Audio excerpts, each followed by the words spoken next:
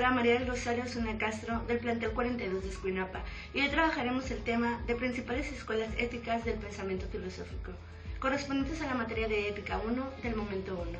Iniciamos.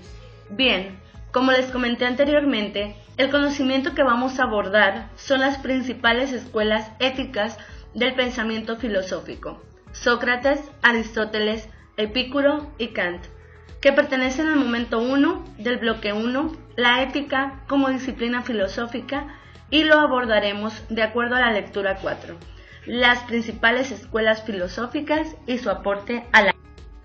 Primeramente, como has visto en lecciones anteriores, la ética es la rama de la filosofía que estudia la conducta humana, de tal manera que mantiene estrecha relación con esta disciplina.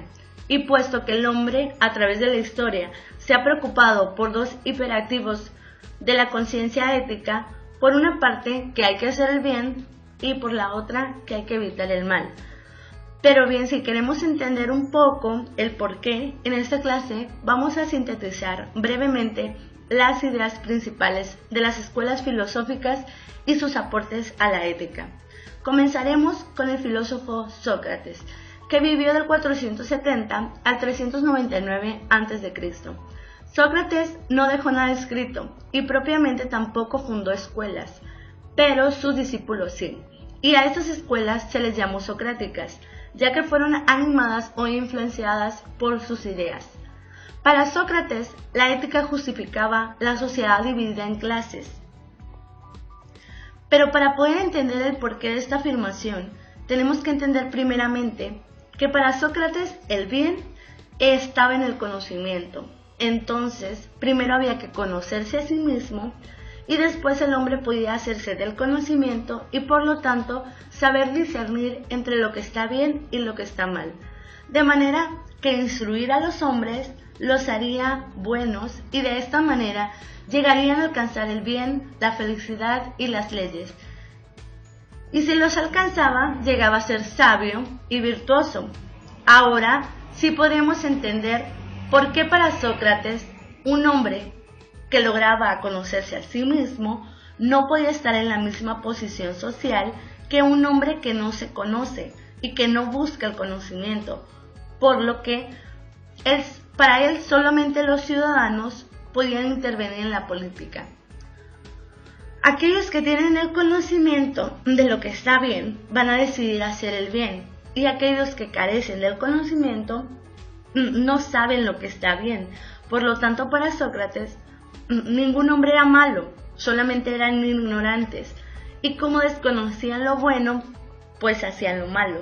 De aquí que inicia la tradición de estudio de la ética con Sócrates, y con ello el surgimiento de la ciencia ética, que intentaba demostrar la existencia de valores absolutos como el bien y la justicia, para establecer leyes. Ahora veremos al filósofo Aristóteles, que vivió del 384 al 322 a.C. Aristóteles describe a la ética en tres postulados. La ética tenía como finalidad alcanzar la felicidad. La felicidad se alcanzaba buscando la sabiduría, porque es propio del ser humano el uso de la razón. Y por último, el ser humano es un ser social y político, y el campo de la ética debía de ser la política. Pero para poder entender por qué para Aristóteles la ética es el medio para llegar a la felicidad, vamos a explicar primero qué representa el bien para él, y lo haremos mediante este diagrama. Él describe dos extremos. Vamos a poner un ejemplo: el extremo entre la pereza y el exceso. Ni tan bueno es hacer nada, como tampoco es excedernos y hacer de más. Por lo tanto, lo que está en el medio, lo que encuentra el equilibrio entre los dos extremos, viene siendo el bien. Y en este punto es donde está la ética, porque es la única que puede determinar el justo medio. Y definiremos el justo medio como el bien. Por lo tanto, el hacer un extremo o el hacer el otro extremo sería incorrecto, porque no tendría equilibrio. Si hacemos el justo medio, estamos dentro de los términos de la ética. Entonces, para Aristóteles, la ética es la única que puede encargarse de definir las leyes o normas generales de la conducta humana, porque es la que se encuentra en el justo medio. Ahora sí, ya podemos entender por qué la ética es el único medio para llegar a la felicidad. Si tú haces lo que está en el justo medio, si encuentras el equilibrio con sabiduría, moderación y constancia, vas a poder hacer el bien. Y si haces el bien, vas a poder llegar a la felicidad. Si nos vamos al tercer punto, para Aristóteles la ética no debería de ser una terminología solamente social o individual, debería de ser política, porque es la única que va a encontrar el punto medio o lo justo. Servirá entonces para poder definir leyes generales. Por lo tanto, el campo de la ética debe de ser político también. Ahora pasaremos al filósofo Epicuro de Samos, que vivió del 341 al 270 a.C.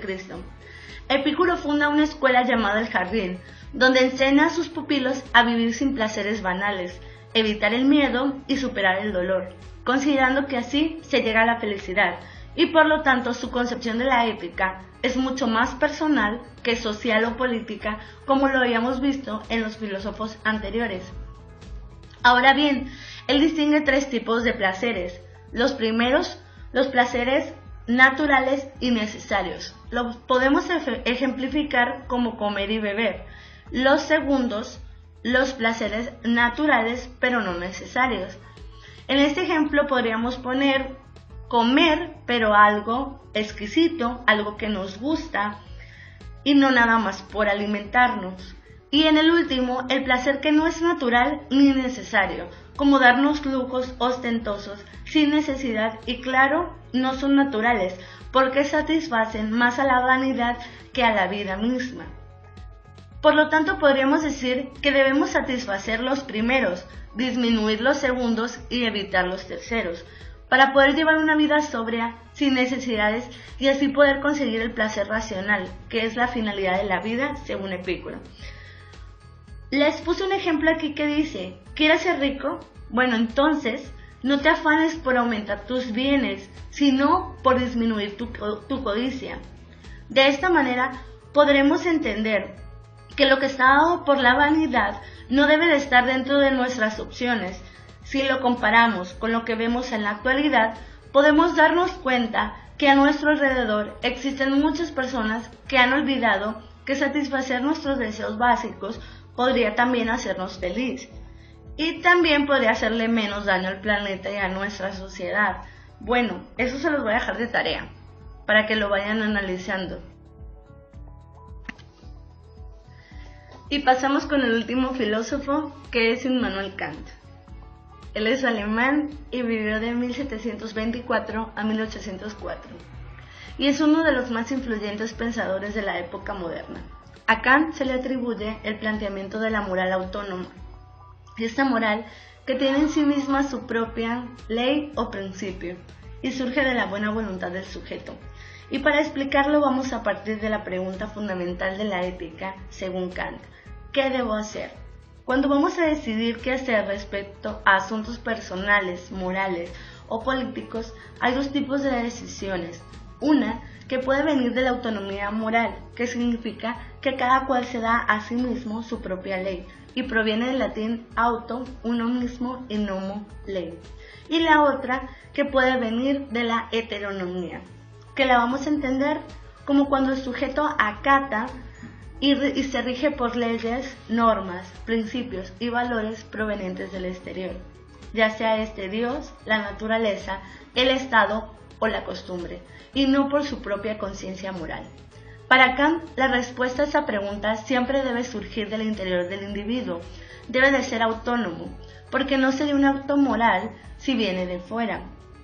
Pero toda conciencia moral debe de surgir de la buena voluntad. Bueno, vamos a explicar qué es la buena voluntad.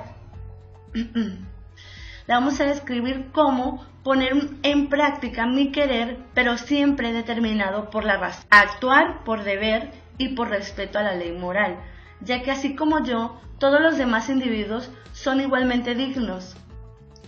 Y por lo tanto nuestra propia ley moral es un acto de libertad.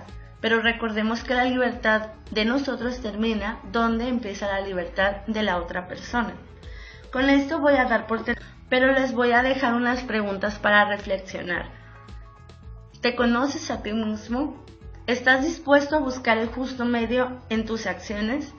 ¿Puedes vivir satisfaciendo solamente las necesidades naturales y necesarias? Y por último, ¿ejercerás tu autonomía moral con responsabilidad? Con esto me despido y les agradezco su atención.